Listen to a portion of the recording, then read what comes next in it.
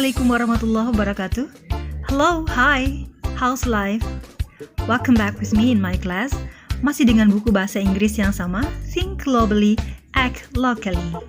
Untuk kelas 9 SMP MTS Sederajat. And here we are, kita sudah ada di chapter 3. Dan judul untuk chapter kali ini adalah What should I do that for? Untuk apa aku melakukan itu? Okay, in this chapter, you will learn to tell or ask others to do and not to do something. Di chapter ini kita akan belajar bagaimana memberitahu atau meminta orang lain untuk melakukan atau tidak melakukan sesuatu, to state the purpose or intention to do it. Bagaimana menyatakan tujuan atau maksud untuk melakukan hal tersebut.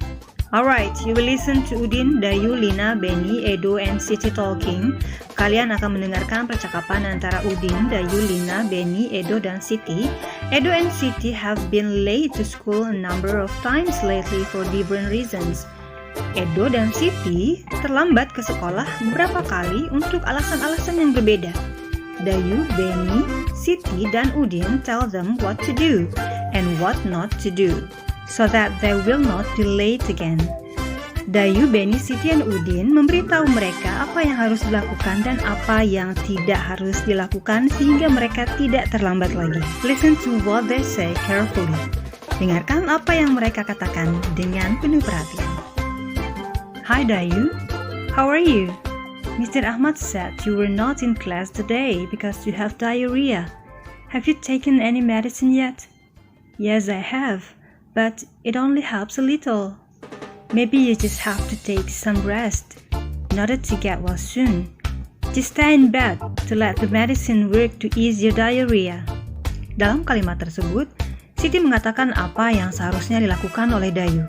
Dia berkata, maybe you just have to take some rest. Mungkin kamu hanya harus istirahat. Dan ia mengatakan purpose or intention to do that adalah in order to get well soon, agar segera lekas sembuh. Dan di kalimat berikutnya, Siti mengatakan just stay in bed, tetap di tempat tidur. Tujuannya adalah to let the medicine work to ease your diarrhea, agar membiarkan medicine bekerja untuk mengurangi atau meringankan penyakit diarenya. Alright, kita lihat contoh berikutnya. Dayu, you look very pale. I think you need to see the doctor soon in order to get the right medicine for your diarrhea. You should not take the diarrhea lightly. No, I shouldn't. Actually, my mom is on the way from her office. She's going home early in order to take me to the hospital. I hope I will be in the right hands soon.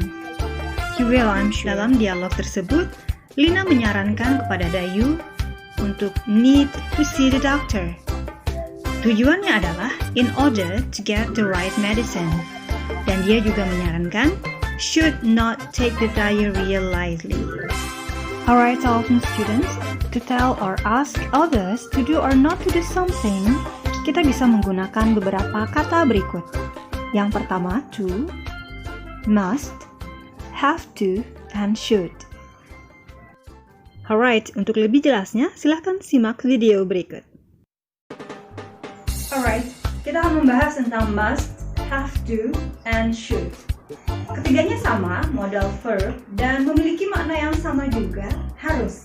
Tapi ada perbedaan di dalam penggunaannya dalam kalimat. Kita mulai dari must dulu.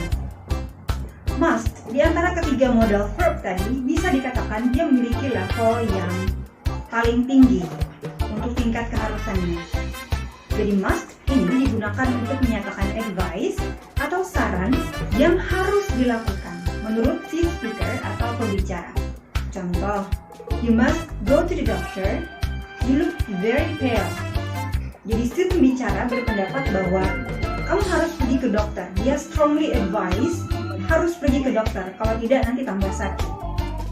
Dan must ini juga bisa digunakan dalam aturan yang formal. Contoh, a stranger must present ticket and passport. Sedangkan bentuk negatif dari must, yaitu must not atau mustn't, artinya adalah dilarang, bukan tidak harus ya. Contoh, students mustn't wear tight uniform. Siswa dilarang memakai pakaian yang ketat. Alright, kita masuk ke materi yang kedua di modal verb, yaitu have to. Have to ini lebih kepada sebuah keharusan, jadi levelnya tidak terbuat dengan must. Contoh, I have to do my homework. I don't want to do my homework, but I have to do it. I have no choice. Saya harus mengerjakan PR. Saya sebenarnya tidak ingin mengerjakan PR, but I have to do it. I have no choice. Yang perlu diingat, apabila subjek dalam kalimat itu berubah menjadi he, she, dan it, maka have to juga harus berubah. Jadi tidak lagi kita memakai have to, tapi berubah menjadi has to. Contoh, she has to wear formal outfit to the interview. Dia sebenarnya tidak ingin memakai pakaian formal ke interview, tapi dia harus. Jadi kita memakai she has to. Alright, bentuk negatif dari have to adalah don't have to atau doesn't have to. Ini lebih kepada saran untuk tidak melakukan. You don't have to do that if you don't want. Kamu tidak harus melakukan itu kalau kamu tidak mau. Alright, kita masuk ke model verb yang ketiga, yaitu should. Should ini lebih kepada mengekspresikan saran atau pendapat pribadi yang tidak wajib untuk diikuti. Contoh, you should eat healthy if you want to lose weight. Atau, you should tell her if you love her. So, how was it? Cukup mudah ya? To tell or ask other people to do or not to do something? Oke, now kita akan belajar to state, propose, or intention to do it. Bagaimana menyatakan tujuan atau maksud untuk melakukan hal tersebut. To state, propose, or intention to do it, kita bisa menggunakan conjunction, so that, and, in order to. Untuk lebih jelasnya, simak video berikut ini. Kata sambung so that and in order to memiliki makna yang sama, yaitu supaya. Lalu bagaimana membedakan menggunakannya? Nah, ada perbedaan dalam menggunakan kata sambung ini. Kata sambung so that biasanya diikuti frasa atau kalimat yang memiliki subjek dan verb atau kata kerja. Contoh, we should eat enough fruit so that we will be healthy. Atau, we have to clean our bathtub regularly so that mosquitoes don't lay their eggs there. Sedangkan in order to cukup diikuti oleh klausa atau beberapa kata. Contoh, students woke up early in order to do homework. Atau, in order to succeed, you have to believe in yourself. Alright, my awesome students, kiranya cukup untuk materi kita hari ini ya.